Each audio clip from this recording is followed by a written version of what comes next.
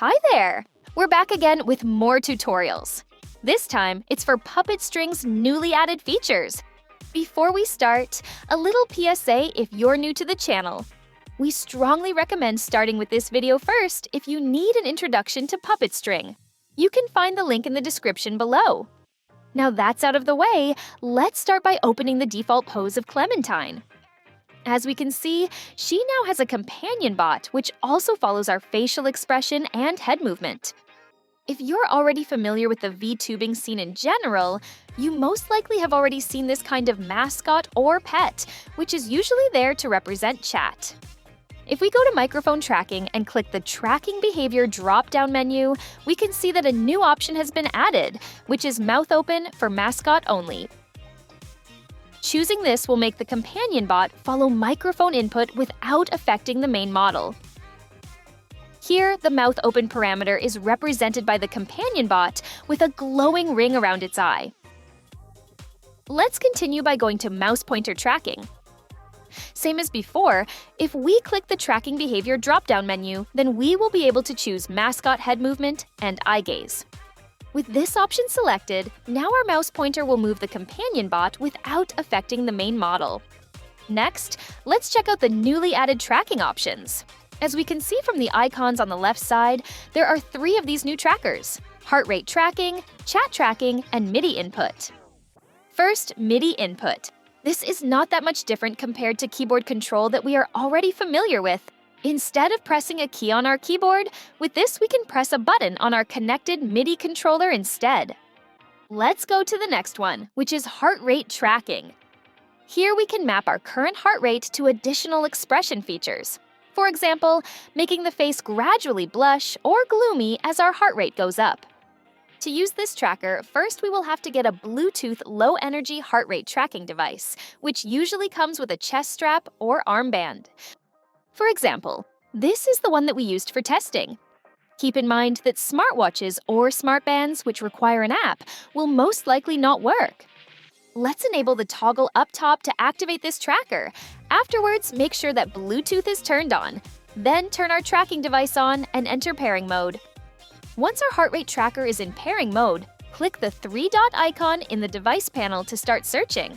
We might have to click the 3-dot icon again several times if the device is still not found. After our device is found and shown in the list, click on it to connect. Wait a little bit until it's connected, then our current heart rate will be shown. Now, let's set up some mapping to configure how our heart rate will affect our model. To do this, go to the Mapping section and click Add Mapping. Then, we can choose what expression feature will be affected. By setting up minimum and maximum number for both heart rate and value, we can set up the behavior further. In this example, at 80 beats per minute and below, face gloom will stay at 0%. Then it will gradually increase to 100% at 100 beats per minute and above. Right below the numbers, we can also set up override mode. As we have already tried before in our previous video, things like face gloom in this example can also be set by our camera tracking profile. By choosing between different override modes, we can define how our heart tracking result will replace the values that have been set by camera tracking profile. To test our mapping more easily, we can turn on the Simulate Heart Rate toggle. By enabling this, any value from our actual heart rate tracker will be ignored, and we can input BPM value manually instead. Here we can see how the face gloom gradually increases as we manually set the heart rate higher and higher. And now it fades away as we lower the heart rate to 80 and below. Now, let's dive into chat tracking. As usual, enable this first by clicking the toggle up top.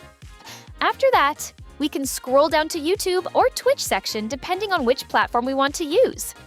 First, we must set up what is going to happen based on different chat events. For example, Clementine's companion bot here has 3 animations: heart, hit, and kiss. Let's trigger the heart animation for regular chat event by choosing the corresponding animation from the Action drop-down menu. Now we can open a stream chat to start tracking. We can use any channel to do this, as long as it's live. Let's find a Twitch channel with a lot of viewers for testing. Type the channel ID in the corresponding field, then click Open Stream Chat.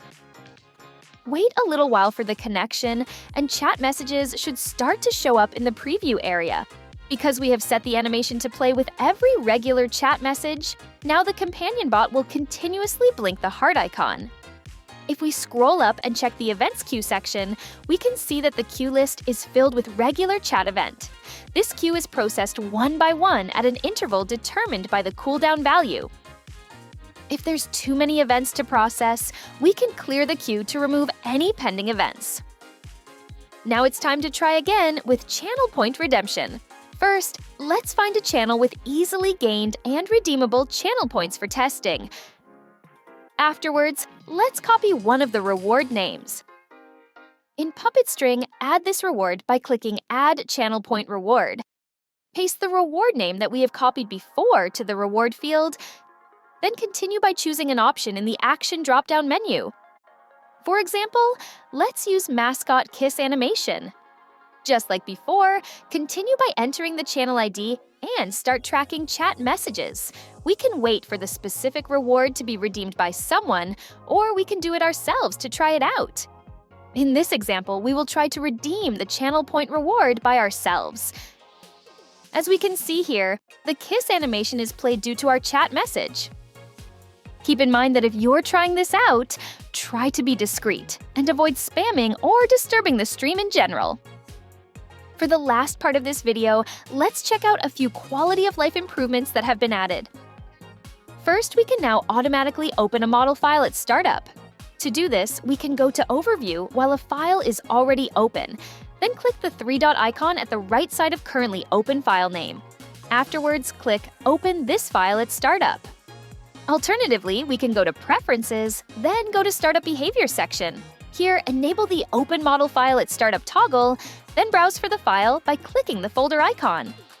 Now that we're here, we can also see that we're able to launch OBS at startup. Same as before with Model File, we can enable this by clicking the toggle, then browse for OBS executable by clicking the folder icon. We can also specify which profile or scene collection to open by inputting in the corresponding fields. That's all for today.